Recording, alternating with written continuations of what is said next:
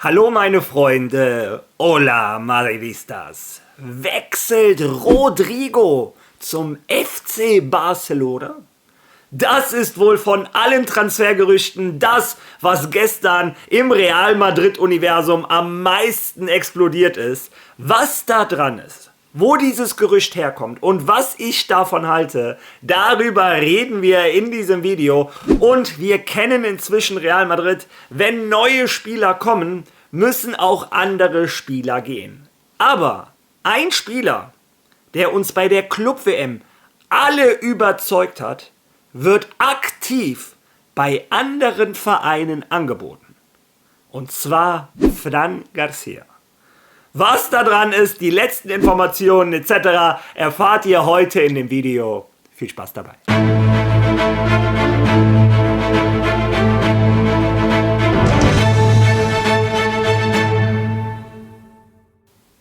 Ja, bevor wir gleich zu den Transfergerüchten kommen, zu den Informationen rund um Rodrigo und Fran Garcia, fangen wir das Video erst einmal mit einer guten Nachricht an. Unser frisch vermählter Endrick hat heute Geburtstag, wird 19 Jahre alt. Wir alle wissen noch nicht, wird er nächste Saison weiterhin bei Real Madrid spielen, wird er ausgeliehen, um seine Chancen für die WM am Leben zu halten etc. Das alles wird sich jetzt in den nächsten 3-4 Wochen aufklären, doch jetzt soll er erstmal mit seiner neuen Frau den 19. Geburtstag feiern. Oh, noch einmal 19 sein, wäre das nicht schön? Ja, wie dem auch sei.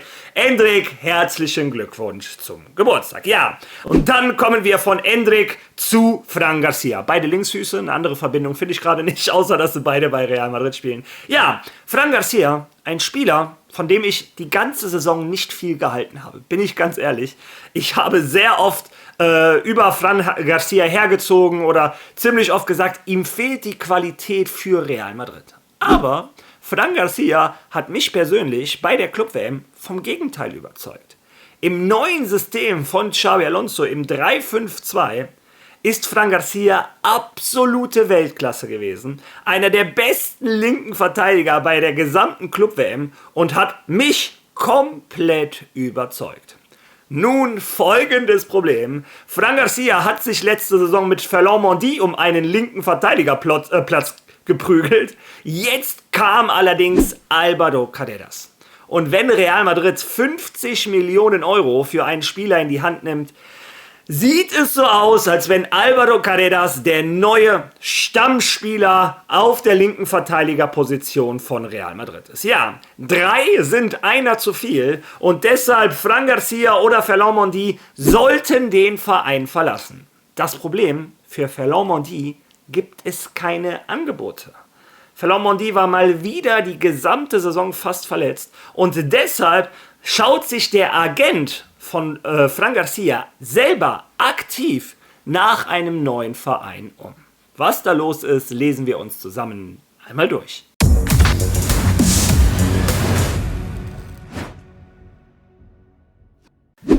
Fran Garcia, Kontakte mit Mailand.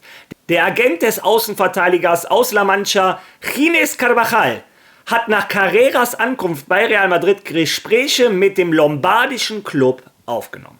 Als würden wir einen im Sommer 2019 erschienenen Film noch einmal ansehen, nähern sich Madrid und Mailand erneut einander im Kampf um einen Linksverteidiger. Es war Theo Hernández, der schließlich für 20 Millionen in die Serie A wechselte, nachdem er einen 5-Jahres-Vertrag unterschrieben hatte, aus dem schließlich 6-Jahres-Verträge wurde oder ein 6-Jahres-Vertrag wurde. Nun heißt er Fran Garcia, der 25-jährige Nachwuchsspieler, dessen Zukunft in Madrid nach der Ankunft von Álvaro Carreras ungewiss ist. Laut AS haben sich Milan und Fran Garcias Agent Ginés Carvajal miteinander in Verbindung gesetzt, um die Situation des Spielers zu besprechen. Alles mit Modrics Zustimmung. Theos Geschichte endete leider nicht gut. Eine turbulente letzte Saison und finanzielle Differenzen zwischen Verein und Verteidiger verhinderten seine Vertragsverlängerung. Er landete in der Saudi Pro League, wo Al-Hilal auf ihn wartet, wo er bis 2028 unterschrieben hat. Nun ist Milan auf der Suche nach einem Außenverteidiger und genau da kommt Fran Garcia ins Spiel. Also, Das haben wir ja alle mitbekommen. Theo Hernandez, AC Mailand konnten sich nicht einigen auf einen neuen Verein. Lange wurde spekuliert, dass er nach Atletico Madrid wechselt. Die Bayern waren mal im Gespräch. Gerüchte um Real Madrid soll es auch gegeben haben, doch Real Madrid hat das von Anfang an abgeblockt. Allerdings, er ist doch am Ende gewechselt. Nach Al-Hilal soll da einen sehr guten Vertrag bekommen haben. Aber das bedeutet logischerweise für AC Mailand, die suchen einen neuen linken Verteidiger. Ja. Und wenn ich anstelle von AC Mailand die Club-WM geschaut hätte, wäre mir Fran Garcia auch aufgefallen. Schauen wir mal, was weiter im Artikel steht. Nach der Bekanntgabe der Ankunft von Massimiliano Allegri als Trainer, zum zweiten Mal nach der vorherigen erfolgreichen Amtszeit, wie den Scudetto 2011 und den italienischen Supercup im selben Jahr umfasste, hat Milan begonnen, verschiedene Außenverteidigerprofile zu prüfen. Die Absicht besteht darin, nicht mehr als 30 Millionen Euro für einen Spieler auf der linken Seite und einen weiteren zur Verstärkung der rechten Seite auszugeben, was zweifellos ein Handicap bei der Suche nach hochkarätigen Spielern ist. Milans ursprüngliches Ziel war Archie Brown von Gent. Doch Fenerbahce überholte den AC Mailand um 9 Millionen Euro und in diesem Klima der Enttäuschung ergab sich die Gelegenheit, erneut Kontakt zu Real Madrid zu knüpfen. In diesem Fall ist es Fran Garcia, der nach einer großartigen Clubweltmeisterschaft, bei der er in allen 6 Spielen in der Startelf stand, von Carreras blockiert wird und mit Mondi um die Position sein. Jetzt lassen wir das Thema Fran Garcia hinter uns und bevor wir zu dem Thema Rodrigo kommen und was ich davon halte, unterhalten wir uns erstmal über eine Frage, die mir sehr häufig gestellt wird, und zwar, wer ist der neue Kapitän von Real Madrid? Wie sieht da die Rangliste aus? Viele von euch scheint das sehr zu interessieren, jetzt wo Luka Modric nicht mehr im Verein ist. Und zwar ist der neue Kapitän von Real Madrid Dani Carvajal. Naja, eigentlich war er das schon vorher, aber viele hatten im Kopf, weil er die ganze Saison verletzt war, dass Luka Modric unser Kapitän ist. Nein, Dani Carvajal ist wieder unser erster Kapitän. Kurz gefolgt von Fede Valverde, was für mich eine Riesenfreude ist. Man sieht auch, wie lange Fede Valverde schon im Verein ist. Und ganz ehrlich, für mich ist er auf dem Platz schon mehr oder weniger der Kapitän. Wenn er die Binde hätte, wäre das nur richtig.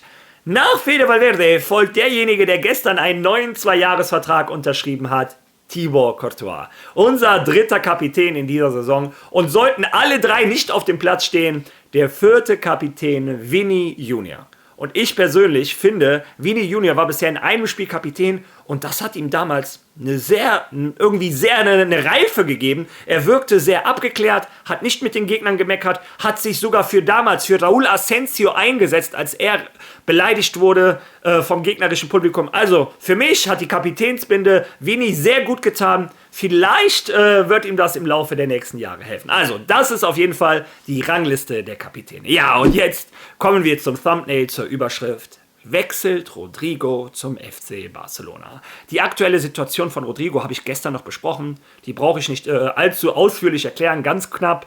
Rodrigo steht vor der Entscheidung seines Lebens.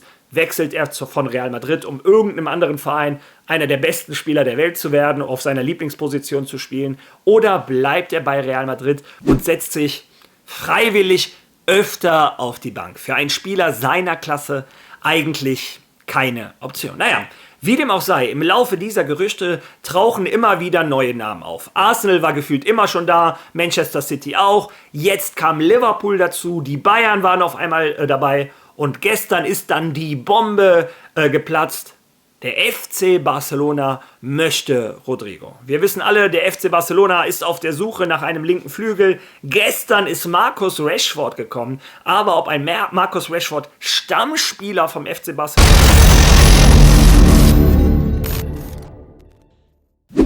Barcelona ist daran interessiert, Rodrigo von Real Madrid zu übernehmen. Barcelona beobachtet Rodrigos Situation und ist daran interessiert, den brasilianischen Stürmer vom Rivalen Real Madrid zu verpflichten. UOL hat erfahren, dass der katalanische Club Vermittler kontaktiert und sie über ein Interesse an Rodrigo informiert hat. Es finden noch keine laufenden Gespräche statt. Barcelona hat jedoch seine Bereitschaft zur Verhandlung deutlich gemacht, sollte Rodrigo sich zu einem Abgang entschließen. Der Brasilianer saß bei Real Madrid auf der Bank, nachdem er den Wunsch geäußert hatte, auf der linken Angriffsseite zu spielen. Nach einer Saison, in der er auf verschiedenen Positionen für das Team spielte, beendete Rodrigo das Jahr verletzt. Er gab zu, dass seine Vielseitigkeit und sein Einsatz in der Defensive entscheidend zur körperlichen und geistigen Erschöpfung beigetragen hatten. die Probleme verursachte. Ja, danach geht der Artikel noch weiter, Mastantuono ist gekommen auf seiner Position etc., aber wir brauchen uns nicht den ganzen Artikel durchlesen. Ja, anscheinend kommt aus Brasilien die Information, Rodrigo war am Ende geistig erschöpft, weil er zu viel nach hinten arbeiten musste, weil er auf verschiedenen Positionen gespielt hat. Ja, kommen wir jetzt zu meiner Meinung. Erstens, die einzige Quelle, die das veröffentlicht, ist UOL. Eine Seite ausgefragt hatte. Sowas soll natürlich, meiner Meinung nach, ein Real Madrid unter Druck setzen und nochmal ans Überlegen bringen, wollen wir Rodrigo wirklich ziehen lassen? Wollen wir ihn wirklich zu unserem direkten Konkurrenten geben? Also, meiner Meinung nach ist das, wie ich das gestern auch schon gesagt hatte, bei dem Artikel über Vini und Saudi-Arabien oder vorgestern, kein Zufall, dass ausgerechnet jetzt aus Brasilien diese Info kommt, dass der FC Barcelona Interesse an Rodrigo hätte. Ja, ein FC Barcelona hatte auch Interesse an einem Nico Williams. Ein FC Barcelona hatte auch Interesse an einem Luis Diaz. Das Problem ist, die kannst du nicht mit Spotify Premium-Abos bezahlen. Der FC Barcelona hat so enorme finanzielle Probleme, dass sie sich gerade einmal Rashford leisten konnten, die 3., 4. Wahl etc. und auch ohne Ablöse, nur indem sie sein Gehalt übernehmen, was übrigens schon sehr, sehr hoch sein soll. Also, dass Barcelona Rodrigo gut findet, kann ich mir vorstellen. Rodrigo über links, ich sag's immer wieder, ist einer der besten Spieler der Welt. Aber diesen Spieler muss man auch bezahlen. Und Real Madrid wird den Teufel tun, um dem FC Barcelona finanziell entgegenzukommen. Also, wir haben gestern oder überall gehört, ein Real Madrid fängt erst an, über 100 Millionen Euro mit Rodrigo oder über Rodrigo zu verhandeln. Und ich bin nicht der Meinung, ich formuliere es so nett wie es geht, dass der FC Barcelona in diesen Sphären überhaupt Transfers tätigen kann. Ja, das ist meine Meinung. Es ist kein Zufall, es ist nur eine Quelle, die kommt aus Brasilien. Also im Großen und Ganzen halte ich es für sehr, sehr unwahrscheinlich. Ja. Was sagt ihr zu diesen beiden Informationen, zu Fran Garcia und zu Rodrigo? Lasst eure Meinung bitte in den Kommentaren. Wenn ihr schon mal da seid, liken, teilen, follow nicht vergessen. Und ich würde vorschlagen, wir sehen uns morgen wieder. Bis dahin. A la Mari!